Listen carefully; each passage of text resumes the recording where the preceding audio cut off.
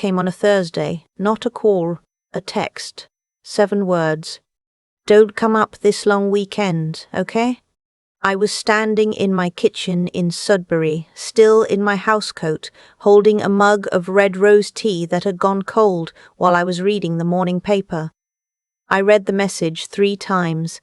Then I set the phone face down on the counter and finished the tea anyway, even though it was cold. 7 words, after 31 years of being her mother. I want to tell you how that felt, but I'm not sure I have the right words yet. It wasn't shock exactly. It was more like when you step off a curb in the dark and the ground is 2 inches lower than you expected, that small lurch, that brief moment where your whole body doesn't know where it is.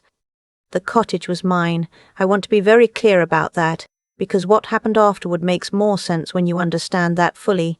The cottage was mine. I bought the land in 2009 with the survivor benefit from my husband Walter's pension. He passed in the spring of that year, April, just after the ice went out on the lake. He'd always wanted a piece of property up near Killarney. We'd talked about it for years, the 2 of us sitting at our kitchen table with real estate listings spread out and cups of tea going cold, the way we did most evenings. We never quite got there together, so when he was gone and the money came and I didn't know what to do with my hands or my Sundays, I bought the land myself. It took me 4 years to build the cottage, not all at once. I hired a local contractor for the bones of it, a good man who'd built half the properties on that road, and then I did everything else in pieces, summers and long weekends, driving up from Sudbury with my truck loaded with whatever I could manage. I stained the deck boards myself on my hands and knees in September of 2011.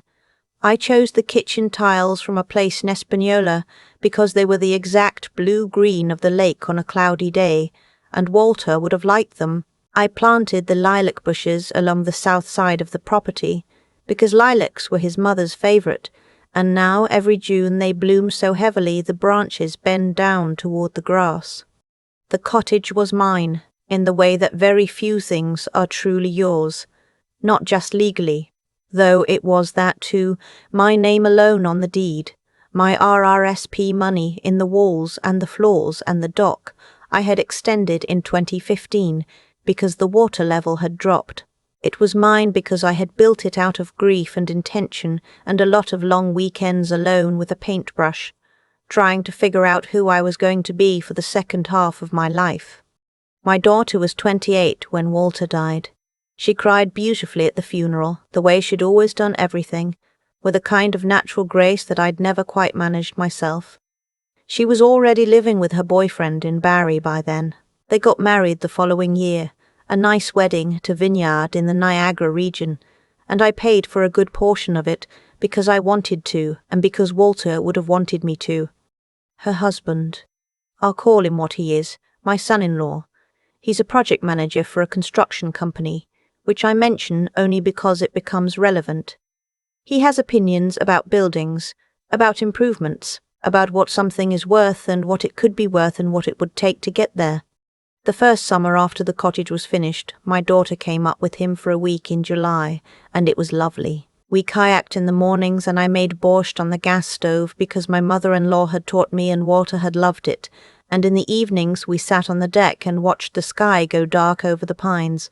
It felt like exactly what I had built it to be. A place to come back to.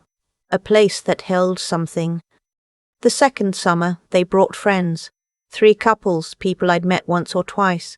They were perfectly nice. A little loud on the deck after midnight, but perfectly nice. I slept with a pillow over my head and reminded myself I was glad the cottage was being used and loved. The third summer, my son-in-law mentioned the dock. He said it wasn't wide enough for the kind of boat he'd like to rent. He said he had a guy, he always had a guy, who could widen it for a reasonable price. I said I liked the dock the way it was. He nodded the way people nod when they're not really listening. By the 4th summer, the pattern had shifted in ways I hadn't quite noticed while they were happening. The way fog comes in on the lake. You don't see it arriving, you just look up at some point and realize you can't see the far shore anymore. My daughter stopped asking when I was planning to come up. She started telling me when they were going up. Dates. Long weekends, a full week in August, a few days around Canada Day. As if the schedule was being set by someone else and I was being informed out of courtesy. I kept coming, of course. It was my cottage, but I noticed that my presence had started to feel complicated. When I arrived, things had been rearranged, not badly, not wrongly, just differently than I'd left them. The blue-green tiles I'd chosen for the kitchen backsplash had a new trim piece I didn't recognize. The deck furniture I'd bought at Canadian Tire had been replaced with something more expensive and angular that I didn't find comfortable. Small things, the kind of things you can't quite say out loud without sounding like you're complaining about being cared for. It was my son-in-law who said it first. Late August, 3 years ago, my daughter and I were washing dishes after dinner, and he was sitting at the kitchen table with his laptop open, and he said, not looking up, "You know, if you ever wanted to monetize this place, it would rent really well. I've been looking at comparable properties on VRBO. You're leaving serious money on the table every week it sits empty." I said I didn't want to rent it. It wasn't for renting. It was for coming to. He smiled the way people smile when they think you're being sentimental and naive. "Just something to think about," he said. I thought about it for about 10 seconds. Then I put it down. But he didn't put it down. He came back to it in different shapes over the following months. An article forwarded to my email about cottage rental income and retirement planning. A comment at Christmas dinner about how the property taxes on lake properties were only going to go up.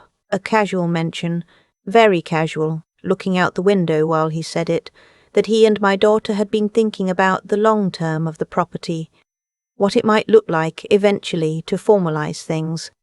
I want to be honest with you, I let it go on too long.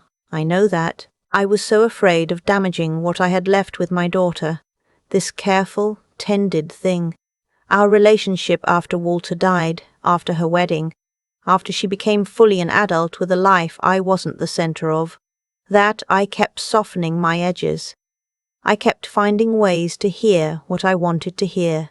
I kept telling myself that this was just how he was, that he didn't mean it the way it sounded, that my daughter loved me and would never let anything truly go wrong. I still believe my daughter loves me. I want to say that clearly. What happened wasn't simple, and she wasn't a villain. She was a woman who had married someone with a very strong idea of how things should work, and over the years those ideas had quietly reshaped what she believed was reasonable. The text came on a Thursday in May 2 years ago, the Victoria Day long weekend, the first long weekend of cottage season, the one I always drove up for, the one I'd driven up for every year since the cottage was finished. I had already asked my daughter the week before if she was planning to come, and she'd said yes, definitely. Bring up the perennials you were going to plant for the front bed. 7 words. Don't come up this long weekend, okay? I texted back asking if everything was all right. She called me. Her voice was careful in a way that told me the words had been rehearsed. She said they were having some people from her husband's work come up, important colleagues, a networking kind of weekend, and she thought it might be better if it was just their group. She said she hoped I understood. She said there'd be lots of other weekends. I asked her very calmly how many people were going to be at my cottage. A pause. It's just a group, Mum, maybe 8 or 10. 8 or 10 people at my cottage. That I'd built on my dead husband's pension money, on the Victoria Day weekend that I had planned to use to plant the front perennial bed. I said I'd need to think about it. She said, "Okay, of course. Take your time," said it the way people say it when they think the decision has already been made. I didn't sleep well that night, or the night after. I lay in my bed in Sudbury and looked at the ceiling and thought about the lilac bushes along the south side of the property, and whether they bloomed yet, and whether anyone staying there that weekend would even notice them. I drove up Saturday morning. Not to make a scene. I want to be clear about that. I drove up because it was my property, And I had every right to be there, and because there was a part of me that still couldn't fully accept what was happening until I saw it with my own eyes. I turned onto the gravel road just before noon. There were 4 vehicles in my driveway, a large cooler on the front porch, bags of charcoal stacked against the side of the house, music coming from inside, something with a heavy bass I'd never heard before. My son-in-law opened the door before I'd finished getting out of the car. He stood on the front porch with his arms crossed and looked at me the way someone looks at an unexpected problem. He said my daughter had told me not to come. He said it wasn't a good weekend. He said, and this is the part I still turn over in my mind sometimes, at night, the way you press on a bruise. He said, this is our space too, and we need you to respect that. Our space. I stood there in my driveway, on the gravel I had paid to have delivered and spread, looking at my front porch with someone else's cooler on it, and I said very quietly that this was my property and I was going to come in. He said he didn't think that was a good idea right now. I want to tell you I was strong in that moment. I want to tell you I called a lawyer on the spot or said something devastating that he'd never forget. But the truth is, I was 63 years old and I was standing in my own driveway and my son-in-law was blocking my front door. And somewhere inside that cottage was my daughter, who was not coming out. I got back in my car. I drove 20 minutes down the highway to a Tim Hortons and I ordered a medium double and I sat in a booth by the window and I let myself cry for exactly as long as it took to drink it. Then I wiped my face and I got out my phone and I called a lawyer. Not tomorrow, not Monday.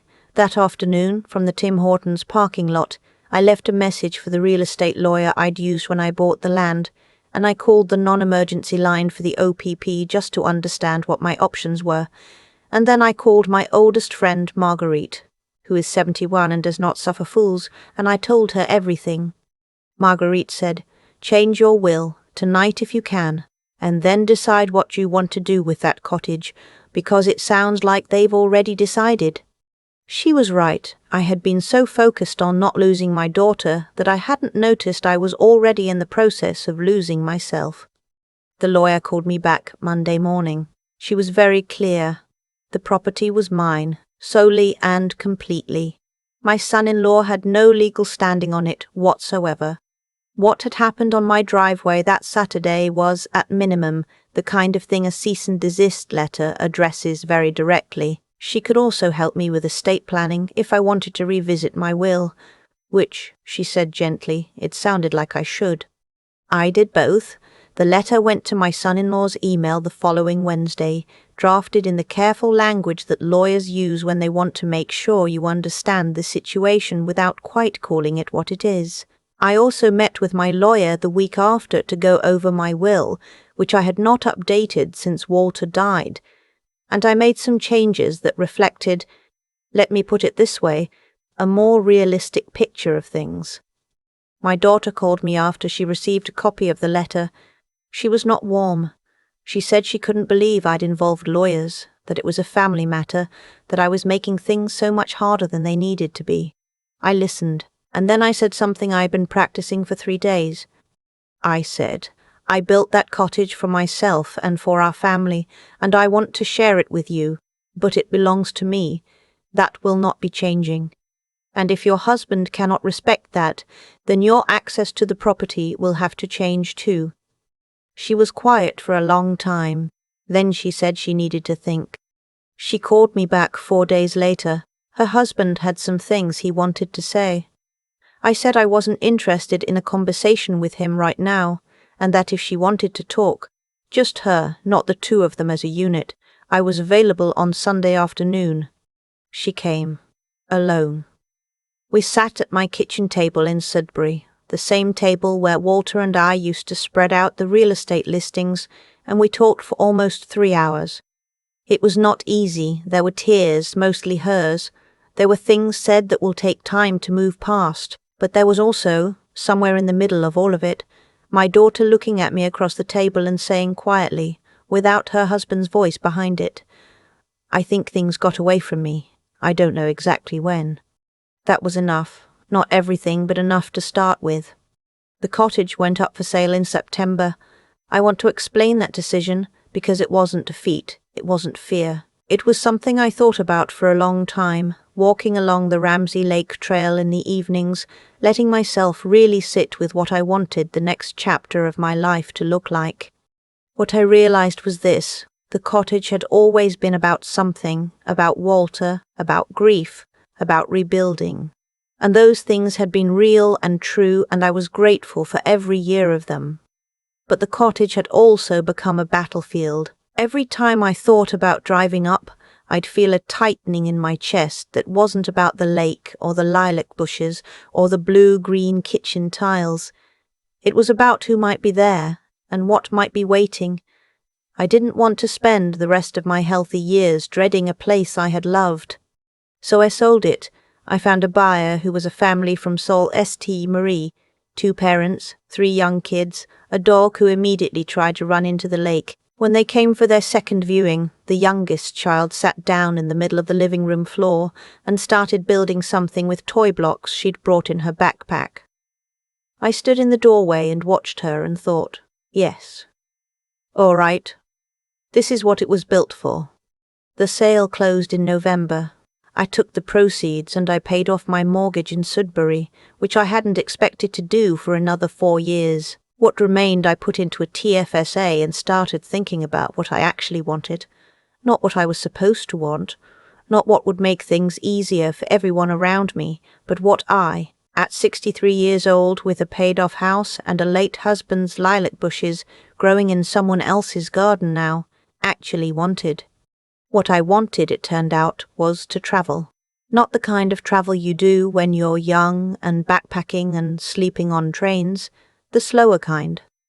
I went to Cape Breton in the spring, just myself and my car, and a list of bed and breakfasts. I hiked part of the Cabot Trail at my own pace, stopping when I wanted, sitting on rocks above the ocean for as long as I felt like sitting. I ate seafood chowder in a place in Cheticamp where nobody knew me, and the woman who owned it came out of the kitchen to tell me the recipe had been her grandmother's. I didn't cry once. Or rather, I cried in Cheticamp, but it was the good kind, the kind that comes when you realize you've landed somewhere you didn't know you were looking for. My relationship with my daughter is something I am still tending, the way you tend something that was frost-damaged in a hard winter. It grows. It's slower than it was, but it grows. Her husband and I are civil in the way that people are civil when they both understand that the balance of things has shifted and that's not going to change. He doesn't forward me articles about rental income anymore. She called me last month just to talk, not about anything in particular. About her work, about a show she'd been watching, about how the neighbours had finally replaced the broken fence she'd been looking at for 2 years. We talked for 45 minutes. When we hung up, I sat for a while in my armchair with my tea and thought about Walter, the way I still do most days, and thought about the cottage and the lake and the lilac bushes, and I felt not nothing, but something that has learned how to coexist with loss. There is something nobody tells you about getting older, about being widowed and rebuilding and loving people who sometimes hurt you without quite meaning to. Nobody tells you how many times you will have to decide, deliberately and consciously, to still be yourself, not harder or louder or more defended, just yourself, with your name on the deed, with your own idea of what the kitchen tile should look like, with your right to drive up to your own cottage on the Victoria Day long weekend and plant the front perennial bed in peace. I know that now in a way I didn't know it before all of this. I paid a price to learn it, and I won't pretend that price was small. But I'm still here, in Sudbury, with my tea and my armchair and a passport that has 2 new stamps in it and room for more. That's not nothing. That's quite a lot, actually. I think about the lilac bushes sometimes, whether they bloomed last June, whether the family from Sault Ste. Marie noticed them, or whether the youngest one, the little girl who built things with blocks on my living room floor, whether she'll grow up knowing that someone planted those lilacs with love before she was ever born. I'll never know, and I've made a kind of peace with that. What I've come to understand, sitting with all of it over these past 2 years, is that what happened to me wasn't really about a cottage. It was about what we allow, slowly and quietly, when we're afraid. I was afraid of losing my daughter, so I softened my voice when I should have used it clearly. I found reasons to wait when I should have simply said, no. This is mine, I built it. That is where it ends. There's a version of this story where I tell you my son-in-law was uniquely cruel, or my daughter was uniquely weak. But that's not quite honest. What happened was ordinary in the way that certain kinds of erosion are ordinary. Gradual, almost invisible, the kind you only see when you look back and realize the shoreline has shifted. He pushed because he could. She let it happen because it was easier than the discomfort of stopping it, and I let it go on because I confused keeping the peace with being good. Those are not the same thing, I know that now. Being genuinely good, having the kind of integrity that holds even when it costs you something, means saying a true thing even when the room goes quiet afterward. It means not trading your name on a deed for a few more years of comfortable Sunday phone calls. Walter taught me that without ever saying it directly. He was a man who meant what he said and said what he meant, and people always knew where they stood with him. I admired it in him. It took me until I was 63, standing in my own driveway being told to leave, to understand I had to find it in myself. The decision to call the lawyer that afternoon from a Tim Hortons parking lot with a coffee going cold, that wasn't bravery in any dramatic sense. It was just clear thinking, arriving at the right moment. I finally saw the situation without the fog of hoping it would resolve itself. When you can see a thing clearly, the right step usually becomes obvious. The hard part is letting yourself see it. I had refused to for longer than I should have, because clarity was going to require action, and action was going to require courage. I wasn't sure I had. But I had it. It was there. It had been there the whole time, built up quietly over decades of raising a child alone and staining deckboards on my hands and knees, and driving up to a lake by myself on October weekends when the geese were moving south and the water was turning black and still. Marguerite knew before I did. She said, "Decide what you want." That was the whole of it, really. Decide, and then do it without apologizing. My daughter and I are still finding our way back to each other. It is slower than I would have chosen and faster than I feared. What I will not do, what I understand now I must never do again, is shrink myself down to fit inside someone else's idea of what I'm allowed to have. Not my space, not my voice, not my right to plant lilac bushes on my own land and stand in the middle of my own driveway without being told to leave. You get one life. You get one run at figuring out who you are and what you're willing to stand up for. I spent too many years being careful when I should have been clear. I don't regret all of it. The cottage gave me something real, and the selling of it gave me something realer still. But I'm done apologizing for taking up space. And if you found yourself in a version of that driveway, your own life, your own thing that someone else has quietly decided belongs to them now, I hope you find your way to the phone, to the lawyer, to the booth by the window where you let yourself cry for exactly as long as it takes, and then you wipe your face and you start